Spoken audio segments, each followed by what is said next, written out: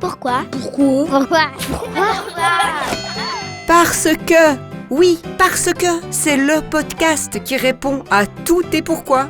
Que ta question soit scientifique, philosophique, métaphysique, farfelue ou complètement à côté de la plaque, parce que il répond. Alors écoute! Pourquoi on pète? Ça, je suis sûre que c'est une question que beaucoup d'enfants se posent. On va voir ce que nous dit à ce propos Laurence Margot, diététicienne à Puy. Alors, péter est tout à fait normal et naturel. Ce qu'il faut savoir, c'est que dans l'intestin, nous avons des bactéries qui vont digérer une partie des aliments qui n'ont pas encore été digérés précédemment, les fibres alimentaires. Les fibres alimentaires se trouvent dans les végétaux, donc les fruits, les céréales et les légumes, et elles ne sont pas complètement détruites par ton système digestif. Par contre, elles l'aident vraiment à bien travailler et elles aident aussi à faire des cacas réguliers. Et lorsque les bactéries digèrent les fibres alimentaires, il y a 4 gaz qui sont dégagés.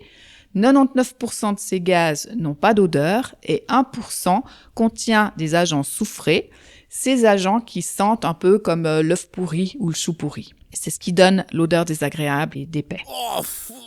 Du coup, ces gaz s'accumulent dans l'intestin et vont provoquer des maux de ventre, des ballonnements, des gargouillis.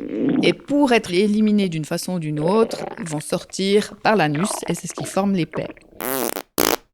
En règle générale, on considère que c'est tout à fait normal de péter jusqu'à 14 fois par jour et apparemment, les hommes le font plus que les femmes. Est-ce qu'il y a des aliments qu'on mange qui font plus péter que d'autres?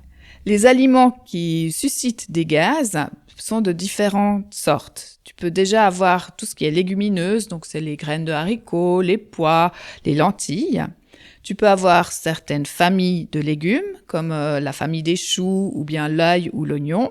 Tu peux avoir certains fruits, certains produits laitiers pour certaines personnes qui ne digèrent pas très bien le sucre du lait vont faire que les bactéries vont dégrader le sucre en question et produire plus de gaz que pour les autres.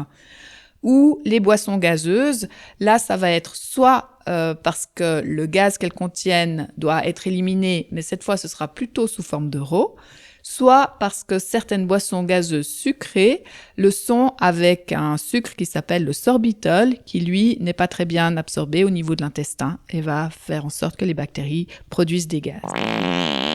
Comment on fait pour moins péter? Alors, dans un premier temps, ce que toi, tu peux faire concrètement, c'est lorsque tu es à table, bien mâcher les aliments, limiter les boissons gazeuses, éviter les chewing-gums, et puis, dans les aliments qui contiennent des fibres, faire en sorte qu'ils soient bien cuits, parce que de cette façon-là, ils seront plus faciles à être digérés dans l'intestin. Donc tu as compris que péter c'est tout à fait normal, même si idéalement c'est mieux de le faire discrètement à la salle de bain qu'en plein milieu d'un repas familial.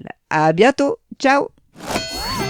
Parce que, un podcast d'Ise Terola, soutenu par l'association Graines de Savoir, qui propose des contenus pour enfants et ados curieux.